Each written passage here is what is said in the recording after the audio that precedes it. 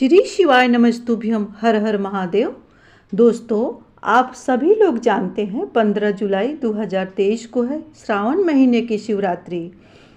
तो यह शिवरात्रि बहुत ही ज़्यादा विशेष है क्योंकि श्रावण की पुरुषोत्तम मास की शिवरात्रि है, जो कि बहुत ही ज़्यादा विशेष है। 15 जुलाई को शिवरात्रि और प्रदोष व्रत दोनों एक ही साथ है। दोस्तों, आप सभी लोग जानते हैं गुरुजी हर साल पार्थिव शिवलिंग और उसका अभिषेक पूजन अर्चन करवाते हैं। तो दोस्तों, इस पूजन से लोगों को इतना फायदा मिला है, मतलब सभी लोग अपने पत्रों द्वारा गुरुजी को बताते हैं कि कितना फ़ायदा मिला है।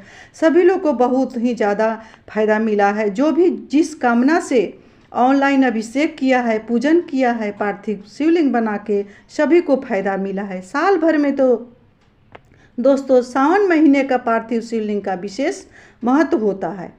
अपने घर पर ही आप उस दिन पूजा कर सकते हैं और इसी पूजा का फल इतना मिलता है कि आपने उतना कल्पना भी नहीं किया होगा।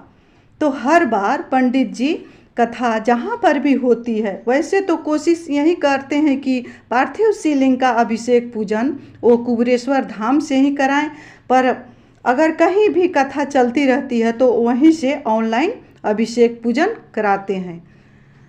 तो इस बार जैसा होगा हम आप लोग को बताएंगे। बाकी आपको एक हफ्ता बचा हुआ है पार्थिव शिवलिंग का निर्माण करने के लिए इस सावन महीने की शिवरात्रि आने में। तो ऐसे में दोस्तों आपको पहले ही ये जानकारी दे रहे हैं कि आपको इस सावन महीने की शिवरात्रि में पूजन की क्या क्या सामग्रियाँ इकट्ठा करके रखना है, ताकि आपको कोई दिक्कत ना आए। इसीलिए मैं आपको सारी जानकारियाँ पहले से दे रही हूँ। इस वीडियो में जो गुरुजी ऑनलाइन पूजन कराएंगे उसकी सारी जानकारियाँ मैं पहले ही देने जा रही हूँ, ताकि पूजन के दौरान कोई भी सामग्री छूट ना जाए और आपका पूजा अधूरी रह ना जाए। तो आप सभी सामग्रियों को नोट कर लीजिएगा और श्रावण मास के पहले सभी सामग्रियों को व्यवस्था करके रख लीजिएगा। तो सबसे पहले दोस्तों बात करते हैं पार्थिव शिवलिंग को आप लोग बनाएंगे तो कैसे बनाएंगे और कहाँ से बनाएंगे। तो देखिए दोस्तों, सबसे पहले गुरुजी बताए हैं अगर आप ब्राह्मण है तो श्वेत मिट्टी का शिवलिंग बनावे। अगर आप ब्राह्मण हैं तो आपको क्या करना है, सफ़ेद मिट्टी का शिवलिंग बनाना है। किस दिन? जिस दिन सावन माह की शिवरात्रि हो। कौन सी मिट्टी? श्वेत मिट्टी का शिवलिंग बनावे।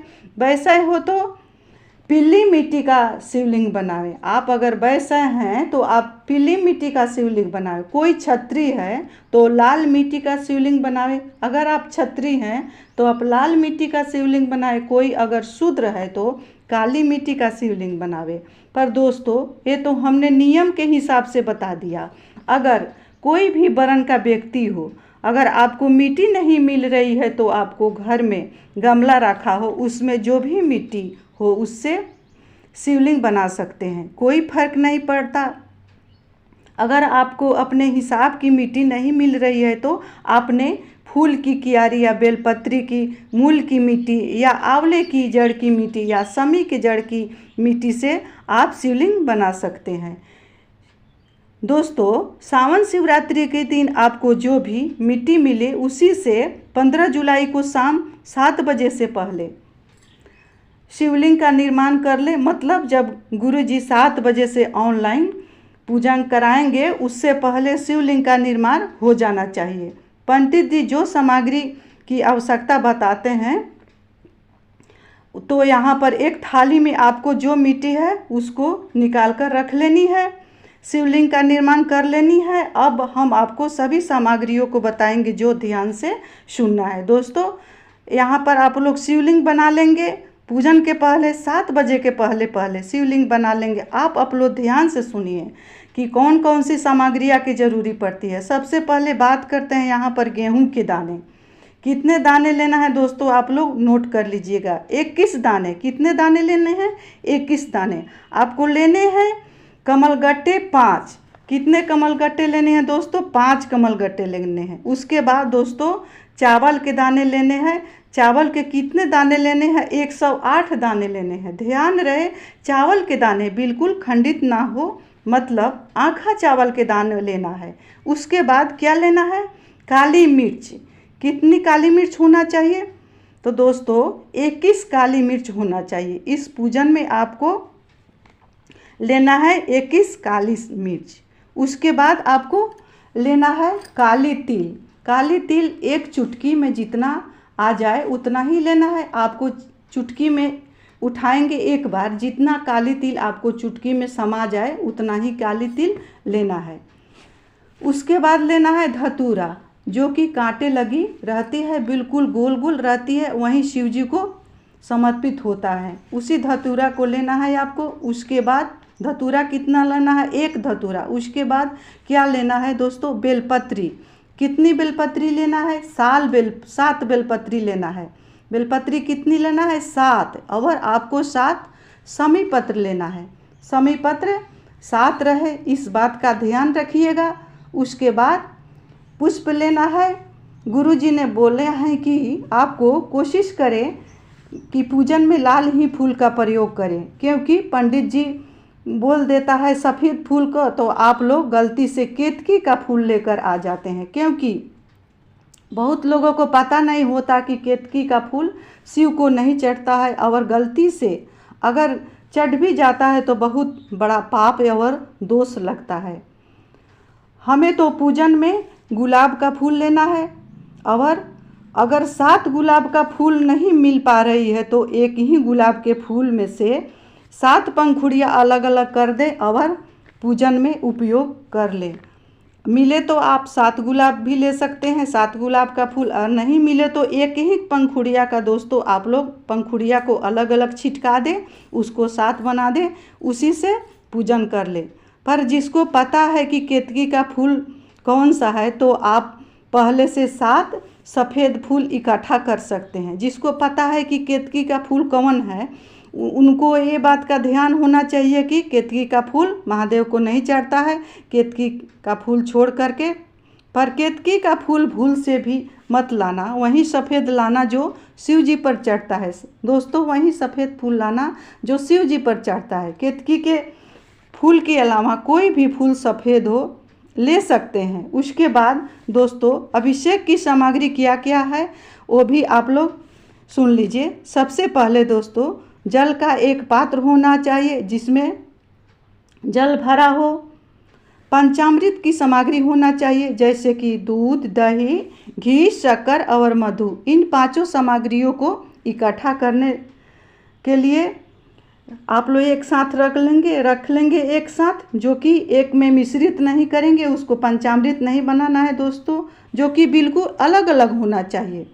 तो ये हो गई अभिषेक की सामग्री जो कि आपको पूजन में रखना है। अब अगली चीज़ क्या है, वो है इत्र।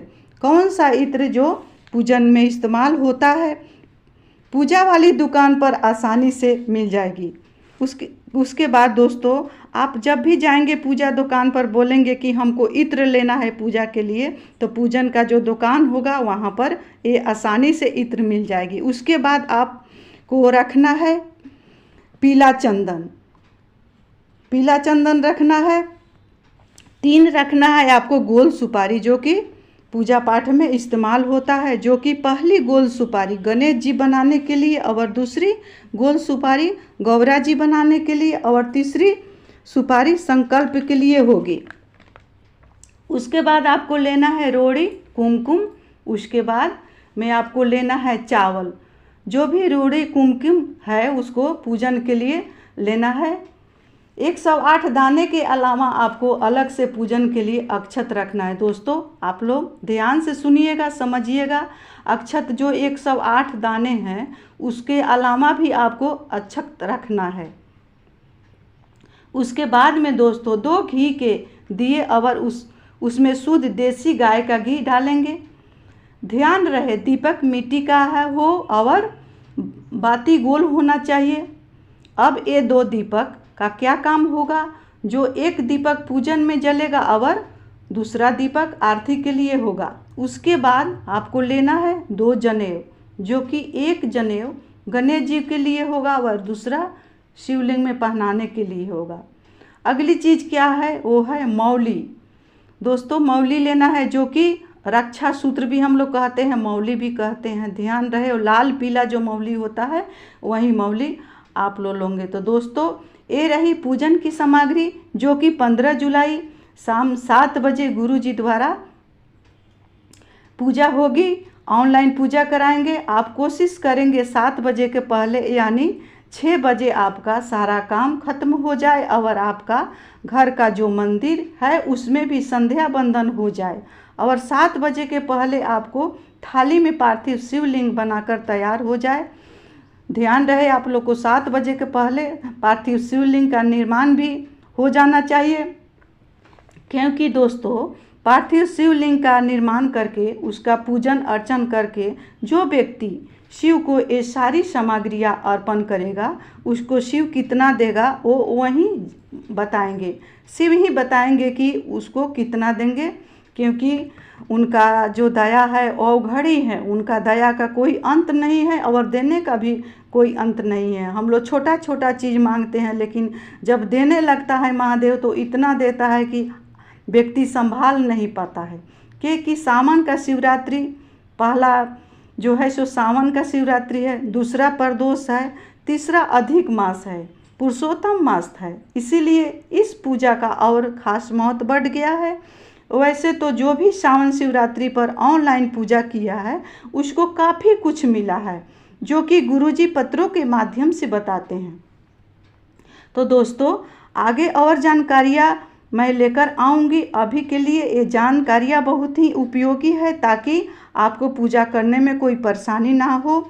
तो दोस्तों, इन सामग्रियों से जुड़ी या ऑनलाइन पूजा से जुड़ी कोई भी बात समझ में ना आए तो आप कमेंट के जरिए पूछ सकते हैं। ये मेरा वीडियो अच्छा लगा होगा तो वीडियो को लाइक करेंगे, चैनल को सब्सक्राइब करेंगे। इसी के साथ मैं अपने वाणी को महादेव के चरणों में विराम दे रही हूँ। श्री शिवाय नमस्तुभ्यम। हर हर महादेव।